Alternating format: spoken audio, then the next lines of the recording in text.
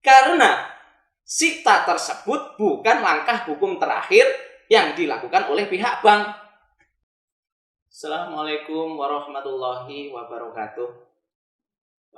Pada kesempatan kali ini saya akan berbagi menjelaskan hak nasabah apabila rumah, tanah, atau aset Anda yang dijaminkan tersebut disita oleh pihak bank. Nah, apakah kita selaku nasabah atau pemilik objek masih punya hak apabila akan disita bank? Sebelum saya menjawab pertanyaan tersebut, saya akan menjelaskan terlebih dahulu langkah-langkah yang harus dilalui oleh bank tersebut untuk melakukan sita atas aset yang dijaminkan nasabah kepada bank.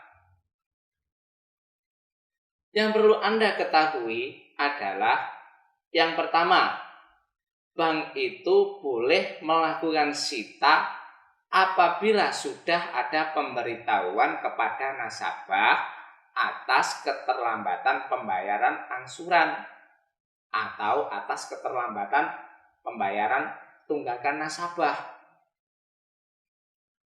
Nah, lalu kemudian yang kedua, bank harus memberikan surat peringatan sebanyak 3 kali kepada nasabah yang terlambat dalam mengangsur kredit tersebut,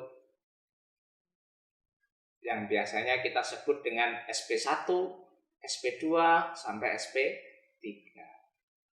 Karena dalam aturannya, surat peringatan tersebut diberikan pihak bank kepada nasabah sebanyak 3 kali. Mengacu pada apa? Pasal 1238 KUHP Perdata. Ini yang perlu dilakukan oleh pihak bank untuk melakukan sita objek tersebut. Nah, setelah surat peringatan sampai ketiga kok tidak diindahkan oleh nasabah, maka bank akan melakukan penyitaan atas dari objek atau aset tersebut. Namun, yang sering terjadi, pihak bank itu dalam melakukan penyitaan dengan menaruh plang, baik berbentuk banner maupun dengan berbentuk memakai cat di dinding. Nah, apakah kita selaku nasabah atau pemilik aset tersebut masih punya hak atas aset yang disita tersebut? Maka jawabannya adalah Anda sebagai nasabah masih tetap mempunyai hak atas objek yang disita oleh bank. Kok bisa begitu? Karena sita tersebut bukan langkah hukum terakhir yang dilakukan oleh pihak bank. Nah, apa saja sih hak kita sebagai nasabah atas aset tersebut yang telah disita oleh bank?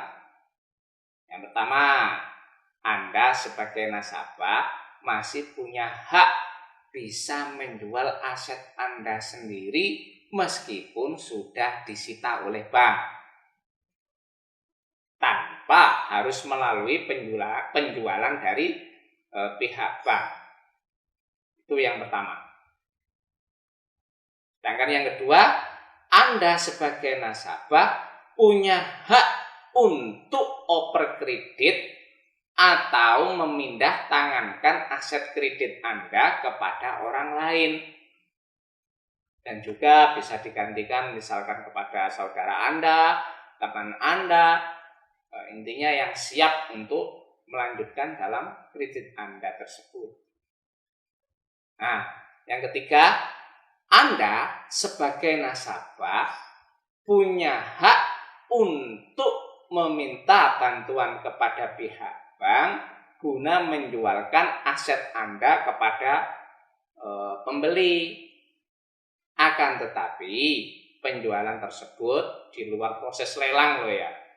Dengan tujuan untuk apa? agar Anda sebagai nasabah misalkan paribasanya sudah terjatuh, masih tertimpa tangga pula begitu ya.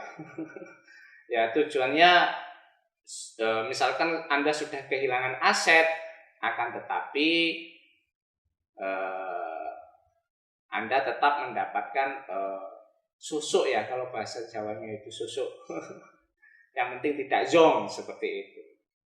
Oke ya, sementara seperti itu. Semoga konten ini bermanfaat. Bila ada pertanyaan silahkan isi dalam konten kami dan pasti akan kami jawab, agar kemudian nanti kami akan berbagi konten pengalaman berkaitan dengan pertanyaan yang Anda ajukan dalam video ini. Terima kasih. Assalamualaikum warahmatullahi wabarakatuh.